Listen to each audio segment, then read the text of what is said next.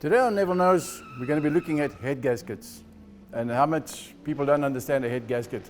Much myself when I was a kid. My mom used to always say, go guys are playing in the street outside. If you're not home on time, I'm going to blow a gasket. If the street lights come on and you ain't home, then you know. Unfortunately, you can't do that today. Because with the power grid the way it is, if you said to your kid, you come back when the street lights come on, you wouldn't see him for at least 2 days. So yeah, we're going back to the street gaskets. Now we're talking about proper car gaskets. Neville knows, Neville knows, Neville knows. Oh, what Neville knows, then you will know, because you don't know what Neville knows. Neville knows what you don't know, and so you will know what Neville knows. When what Neville knows, then you will know, because you don't know what Neville knows. Neville knows what you don't know, and so you will know what Neville knows. Many people see a head gasket leaking and say, inferior quality, the gasket's no good. In fact, a gasket, or a good gasket, its function is actually to leak or seep or blow, whichever way you want to talk about it. It prevents your engine, or you're actually throwing a piston out of the block. Because a gasket, if there's any kind of combustion problems, if there's any excess water leaking into your cylinders, a gasket actually blows to prevent there being bigger damage in your engine. Just to show you quickly, I just put a few gaskets. These are the newer gaskets they're bringing out on the market. That one's for the 3-cylinder.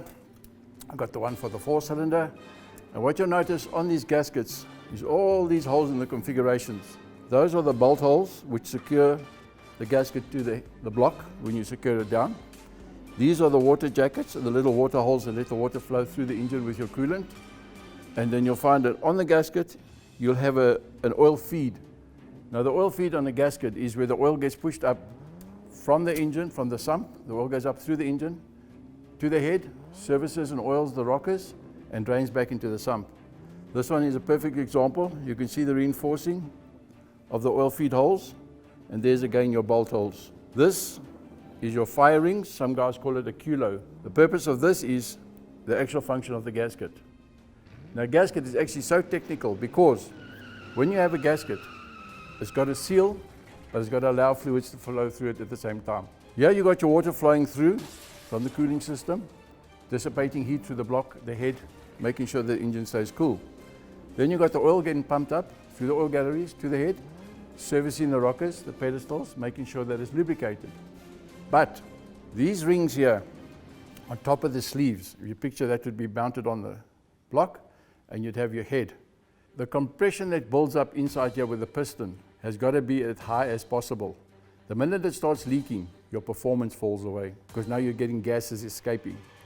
When that starts happening and you start getting erosion of these fire rings, your car loses power, performance, temperature starts increasing, and you don't have the same kind of oomph that you had before, especially on pull-offs and that. It's very sluggish and it doesn't perform well. When a gasket starts eroding or leaking, not only do you replace the gasket, but when you take it off, see the radiator. What is the problem with the radiator? Is it blocked? Is your water pump not working properly? Have you got leaks, internal, external? The gasket's job is actually like a fuse at home or in a car. It actually has to pop or blow, and you can establish what is the actual problem on the gasket itself.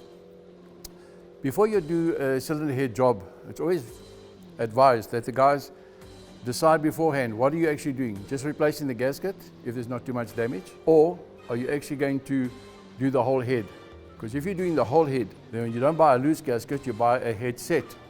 Now that is the head set. That is basically from the head upwards. It's got your seals, your timing cover seals, your manifold seals, the exhaust seal, gaskets, valve stem seals. There's the valve stem seals for the valves. So then you strip your whole head down, send it to engineering.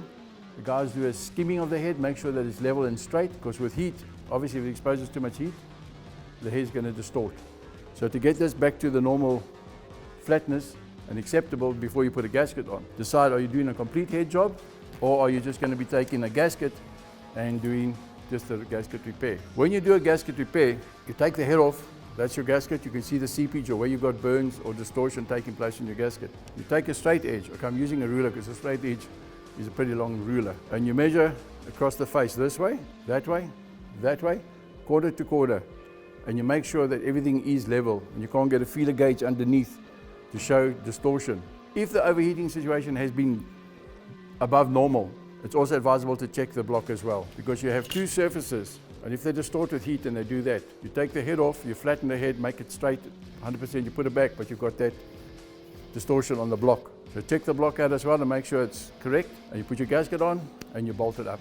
In talking about bolting up, when you do a cylinder head, there's a torque sequence when you secure your gasket down. The gasket's on, you got your head on, now you got your bolts which are going to secure it. Torquing sequence is when you tighten, it will either show you in the workshop manual that you tighten 1, 2, 3, 4, 5, 6, 7 in a staggered pattern. If you don't have that pattern for torque sequence, because it doesn't help the guy torques down this first and that side is still not, so you do the light nip, you do the torquing, and then you can tighten the gasket.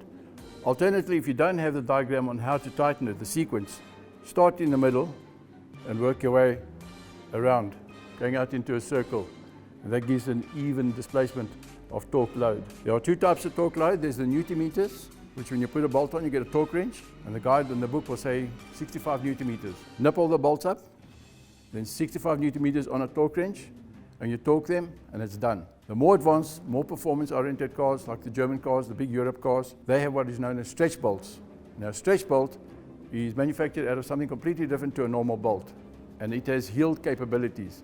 In other words, the bolt allows torque and stretch itself. So when you put the bolt on and you look at the torque sequence, it will say to you 45 Newton meters. So you do your pattern of 45 Newton meters. Then it says now 60 degrees. You actually get an angular torque, which is not a reading of Newton meters, it's a needle. And as you pull on that needle on the bolt, it will give you degrees. So you do 45 Newton meter, 60 degrees, same sequence. Then you let the head rest. The yielding of the bolt, it actually relaxes. The fibers and the material microns inside the bolt allow the bolt to relax again. Give it a few minutes and it will give you a second torque. Now it might only say plus 45. So your torque will be 45 Newton meters plus 60 degrees plus 45 degrees. And that's the torque sequence to secure that. But those bolts, you cannot just do a normal Newton meter torque. Because of the way they're manufactured, they're allowed to stretch and rest, stretch and rest. And those bolts, unfortunately, when you take your head gasket off for the first time, you have to replace the bolts as well.